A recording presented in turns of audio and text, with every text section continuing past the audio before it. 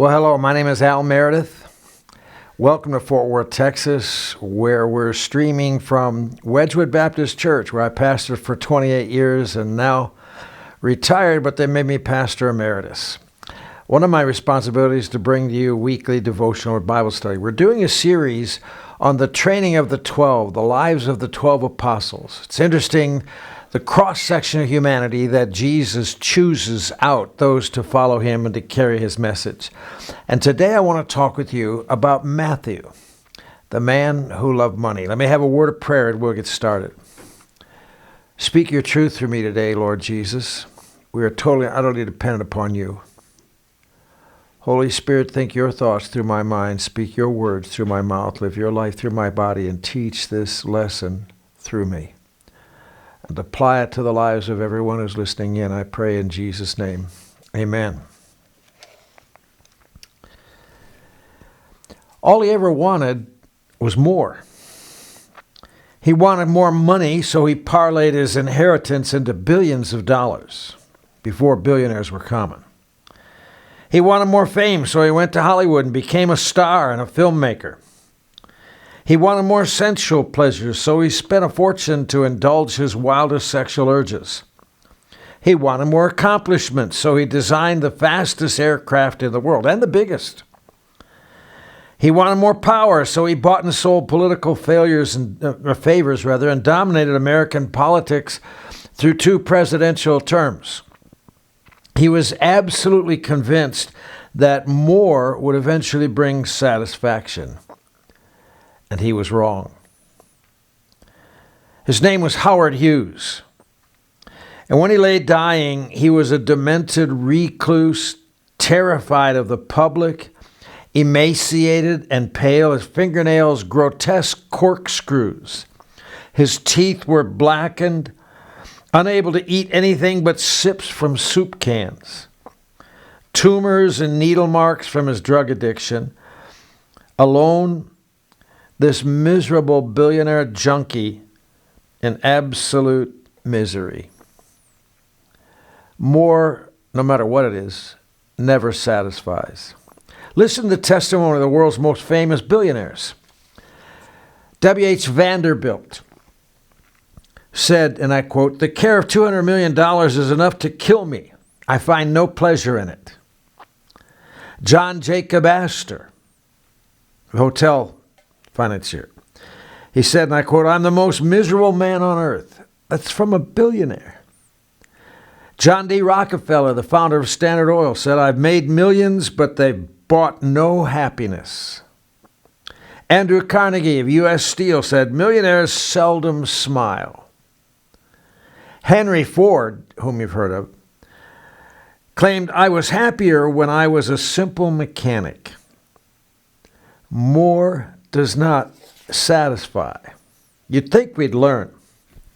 Have you heard the parable of the little girl once upon a time whose parents took her to the shrine of the Golden Arches? There she saw and longed with all her heart for a meal that offered a toy, but to boot called itself a Happy Meal. "Please buy me the Happy Meal," she begged. "I must have it. I don't think I can live without it." "No," her parents said. "It's just a marketing tool that doubles any reasonable price. It isn't worth it. We can't afford it." "Oh, please," she begged. "We're not only talking fries and a burger here. We're talking happiness. As Augustine said, our souls are restless until they find their rest in a Happy Meal, right? I want it more than anything in the world. If I get it, I will never ask for anything else again, ever. I promise. No more complaining. I'll be content."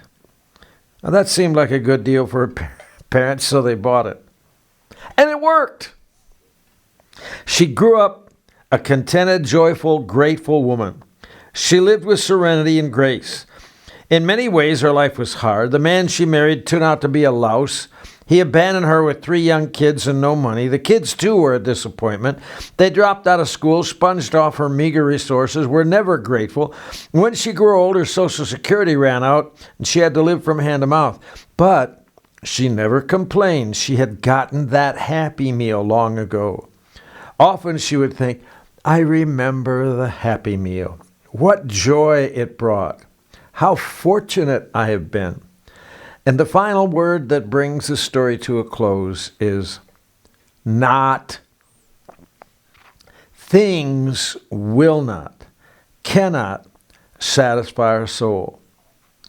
Why do we so easily get suckered into believing and acting as if they do? From a Happy Meal, it becomes a skate court. Then it becomes $150 tennis shoes, and then a college education, and then a classic Mustang. Then a new house and a trip to Maui. If only I'd had it, I'd be happy. Well, it doesn't work that way, as many of you have learned. So isn't it strangely interesting that Christ should call a man sold out to material wealth to become one of his closest counselors, the inner 12? Disciples, as I've said, are a cross-section of humanity. And a disciple by the name of Matthew, we have the man who loved money. And he met Christ and was never the same. So let's look into it. Let me read Luke chapter 5, verses 27 through 32. After these things, Jesus went out and saw a tax collector named Levi sitting at the tax office, and he said to Levi, "Follow me." So he left all, rose up, and followed Jesus. Then Levi gave him a great feast in his own house, and there was a great multitude of tax collectors and others who sat down with them. And the scribes and the Pharisees complained against his disciples, saying, "Why do you eat and drink with tax collectors and sinners?" But Jesus answered and said to them, "Those who are well have no need of a physician, but those who are sick. I have not come to call the righteous, but the sinners to repentance." First of all, what can we say about Matthew from what little the Bible says about him in terms of what he was? Well, one thing you can count on, he was a Hebrew son. Both Luke and Mark show his given name as being Levi. Obviously, he was of a priestly Levitical order, descent, sons of Aaron, the tribe who were to raise all their children to become priests. In his gospel that he wrote, Matthew demonstrates a wide knowledge of Hebrew customs and traditions and idioms, an understanding of Old Testament scriptures and rabbinical practices. Can you imagine his parents' dreams of their son as he first went off to rabbinical school? Thinking maybe someday their son would be a rabbi. Maybe he'd even sit on the Sanhedrin in Jerusalem. Then imagine their shock and disgust and grief when young Levi left it all to side with the hated Roman occupiers, to go to work as a disgusting publican, a tax collector, which is what he was. That's what the word publican means, given the assignment to collect the taxes for the Roman government. And to the Israelites, to the Jews of Jesus' day, the publicans were the lowest of the low. There was no class of people more despised than publicans. They were a pariah. They were a traitor. True Jews, if they saw them walking down the street, would spit in the dirt and cross the other side, lest their shadow fall upon them. Now, in the Roman times, especially under the times of Augustus, the tax collectors were not given a salary by which to pay their bills. It was expected that they would extort from the people outrageous taxes and profit the difference. They were cheats. They were crooks. No good Jew would even touch a coin with Caesar's head on it.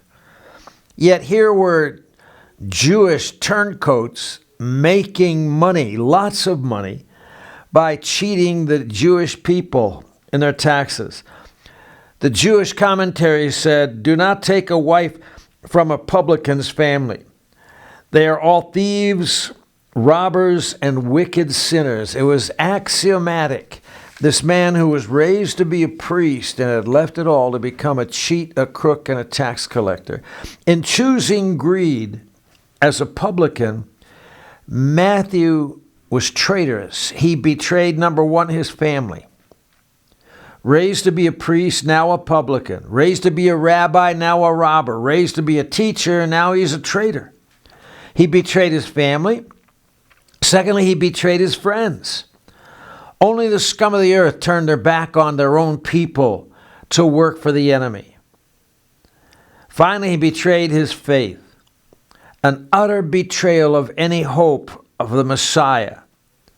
He sided with the Gentiles, for heaven's sakes. His lust for wealth seared his conscience as he browbeat the poor, the destitute, and the widows of his day. As his bank account grew, his soul withered. Money will do that to you. When that is your goal, it's not a matter of how much money it takes. Whether it's a little or a lot, it will sear your soul. The money we cling to so tightly can eventually become the death of us. Paul Powell tells of a poor North Carolina tobacco farmer back in the 30s, Depression days, who went to the county fair every year with his wife. And there he was astounded. There was one particular quote-unquote ride, the airplane ride.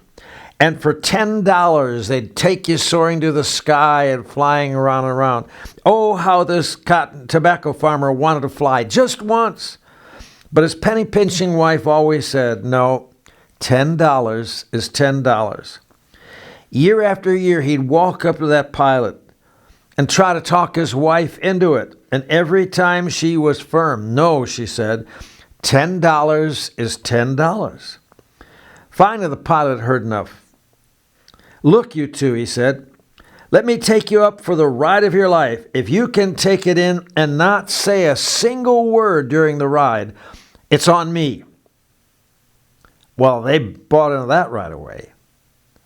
So they took him for a soaring takeoff, soaring to the skies with the engine screaming, and then he cut the gas and it plummeted downwards, nose down. Then all of a sudden he started it up again at the last minute, swooped with loop-de-loops and turnovers and rollovers and all the rest.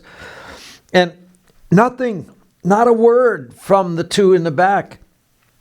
Death-defying dives, loop-de-loop, barrel rolls. Finally, the pilot landed and told the tobacco farmer, you're the first person I've ever flown that didn't scream his head off. Congratulations. And the farmer said, well, it was hard not to yell. I got to confess, especially when my wife fell out on that first loop-de-loop. But after all, $10 is $10. Money, whether it's little or a lot, when it becomes your goal, will be the death of you. Well, that's what Matthew Levi had been. So what did Matthew become? Well, as we read in the text, one thing he became after meeting Jesus was a willing witness. He gives his life, he gives up everything to follow Jesus, and now he calls all his crooked and perverse friends over to his house for a feast. He had the first, sinner for dinner party. Prostitutes, publicans, thugs, eager to introduce them all to Jesus. Guys, one of the surest signs of a new believer is that he tells others about Jesus. I've heard people say, Brother Al, my religion is a private thing. God forbid. A private thing? Are you kidding? Personal, yes, but never private. Guys, we have something better than the cure for cancer, heart disease, and AIDS. We have the cure for sin-sick soul and death itself. To keep it to ourselves and not share it with the world is unconscionable. It's unthinkable. The apostles told the Sanhedrin in the book of Acts when they were beaten and said, now don't go talking about Jesus. They said, do what you got to do, but we cannot help but speak about the things we've seen and heard. Can't help it. Back in 1998, a man named Michael Fortix was sentenced to 12 years in prison for just being passive. What do you mean? Well, he was a key witness in the tragic Oklahoma City bombing trial. He had overheard Terry Nichols and Timothy McVeigh discussing details of their hideous plan to blow up the federal building, but failed to tell the authorities.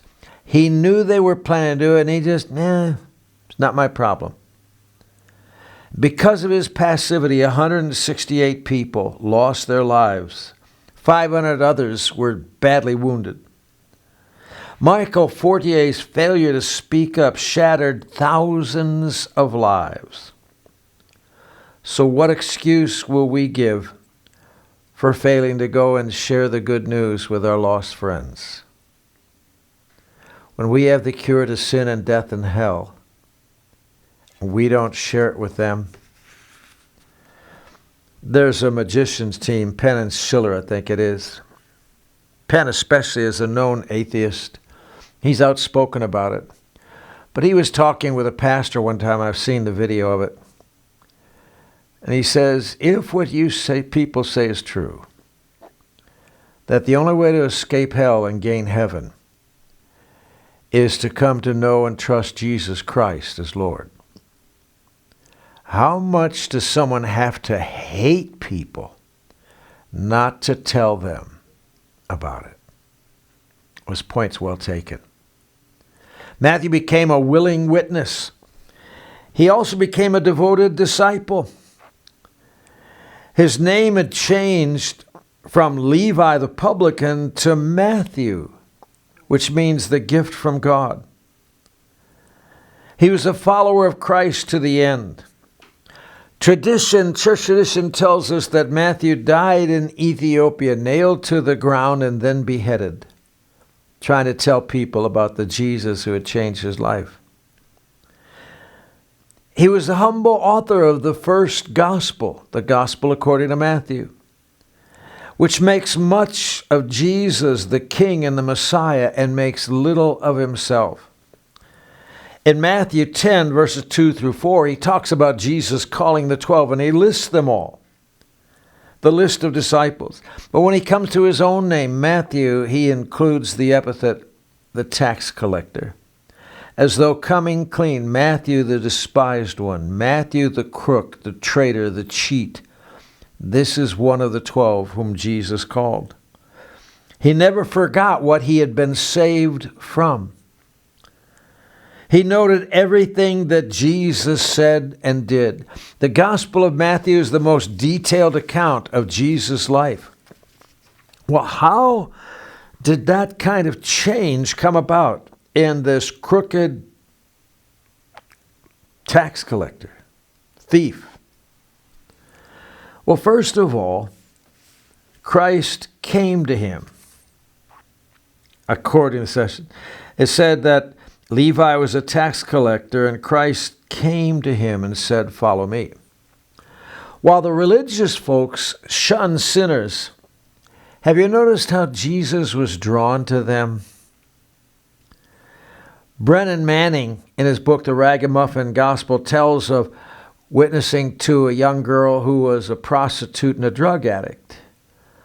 And he told her about Jesus, and she showed a little interest, so he gave her the Gospel of Mark. It's the shortest gospel. And she read it through, and the next day he said, "What do you think?" He said, "Well, that Jesus sure had a thing for the ragamuffins, didn't he?" Yes, he did. I wouldn't waste 5 minutes, folks, telling you about my religion. But I'd crawl on my hands and knees on broken glass from here to hell and back to tell you about Jesus. Jesus was drawn to the downtrodden, the outcast. When I was pastoring here at Wedgwood, we began a ministry called Celebrate Recovery. It's for people with habits, hang-ups, and hurts. Alcoholics, drug addicts, whatever. Here at Wedgwood. And we saw as a result of this ministry, many former druggies and alcoholics, sex addicts, messed up people. It was essential to me that these people, though they dress differently, they look differently, that they be welcomed even before they changed. That they would know that we loved them no matter what they were doing, even as Jesus did. I remember we even had one of them came for a year or more, who was the Guinness World Record holder for the most tattoos on his body. He had shaved his head every square inch of flesh on his body bore a tattoo. I remember talking to him after getting to know him a little bit. He said, "Did you feel welcome here?" And he said, "I've never felt more welcome in my life. I don't know if I've ever been more proud of Wedgwood than that day. They welcomed the outcasts like Jesus did." Guys, if church is not a place for healing grace, if church is not a place for love and acceptance of the least of these, then where will they go? Well, Christ first came to him. Jesus took the initiative. Then Christ called him. Jesus knew the man's wealth and greed would never satisfy him. And he called him to leave it all and come follow him. Material things just don't satisfy. There's an old parable that goes of a great king who came across a poor beggar. And the king got down from his chair and said, "What would you want?" And the beggar said, "You ask as though you can fulfill my desire." "Of course I can," replied the king. So the beggar said, "Think twice before you promise anything." The king confidently said, "I can fulfill any beggar's bowl. I am a great and mighty king." So the beggar lifted his bowl to the king and said, "Okay, then fill my bowl with golden coins." The servants did. They brought bags, but as soon as the money was poured into the bowl, the money disappeared. More money was poured and poured, only to vanish with a tinkling and a clang. Diamonds, pearls, jewels, nothing could fill the beggar's bowl. Finally, before the gathered crowd, the king dropped to his knees before the beggar and admitted defeat. "Before you go," the king said, "tell me the secret of the bowl." "There's no secret," replied the beggar. "It is simply made up of human desire. Things, dear people, can never satisfy." Jesus came to him. Jesus called him. Jesus, the source of life and joy, came calling. And it said in our text, Matthew left all, I've circled that word, to follow him. I don't think anyone left more behind than Matthew. But he came when he was called, and finally Christ changed him. Once this money-grubbing, traitorous extortioner, now he'd become a self-sacrificing, humble, apostolic martyr. Did you know that Jesus changes everything? Have you heard about the thieves who broke into the department store in the middle of the night and didn't steal a thing? All they did was switch the price tags. So the next day as customers came in, they were astounded to see flat-screen TVs for 99 cents and tube socks for $1,500 and head skis for $5.99 and shoelaces for $650. They didn't steal a thing, but they changed all the price tags. Guys, that's what Jesus did. He switched all the price tags. Because of that, Matthew changed from being a money-grubbing extortioner and thief into a self-sacrificing apostolic martyr for Jesus. I really wish I could sit down with each one of you personally over a cup of coffee. I don't know, 250, 300 people that tune in every week. Some of you I haven't seen since graduation day in high school, 5 or 6 years ago, right? Some of you I haven't seen for years back in Georgia. Many other friends and relatives. If I could sit down with you, I'd plead with you. Let Jesus change your life. That makes all the difference. One of my favorite poems is the story of an auction. We've had an estate sale all weekend long across in the house across from us. Here at the auction, it finally came down. The auctioneer found an old violin case. He opened it up. The hinges were rusted, took out a dusty, cracked violin. dusted it, played a few screechy notes, and held it up and said, "What am I bid for this old violin?" Will someone bid something? $5. Who's got 5? Not 5? How about 4? Maybe 3? Finally a hand went up for $2. $2 going once, going twice. But then all of a sudden, somebody from the crowd raised his hand, interrupted, said, "Hold it." And an old man got up and proceeded to the front, took the old violin, dusted it off, and said, wiping the dust from the old violin and tightening the loosened strings, he played a melody pure and sweet as an angel sings. And then the music ceased, and the auctioneer, with a voice that was quiet and low, said, "Now, what am I bid for this old violin?" And he held it up with a bow. $1,000. Who'll make it 2? 2,000. Who'll make it 3? 3,000 once, 3,000 twice, and going and gone, cried he. And the people cheered. And some of them cried, "We just don't understand. What changed its worth?" Quick came the reply. It was the touch of the Master's hand. And many a man with life out of tune and battered and scarred with sin is auctioned cheap to a thoughtless crowd, much like that old violin. A mess of pottage, a glass of wine, a game, and he travels on. He's going once and going twice. He's going, and he's almost gone. But the Master comes, and the foolish crowd can never quite understand the worth of a man and the change that is brought by the touch of the Master's hand. Will you let him touch your life and transform you from the inside out? I'm praying for that. If it happens, please, please let me know. Lord Jesus, how I thank you for your touch upon me as a young boy. But it changed everything, Lord. I think of what I could have become without you. Thank you for calling me, coming to me, and changing me. In Jesus' name, amen. Thank you. God bless.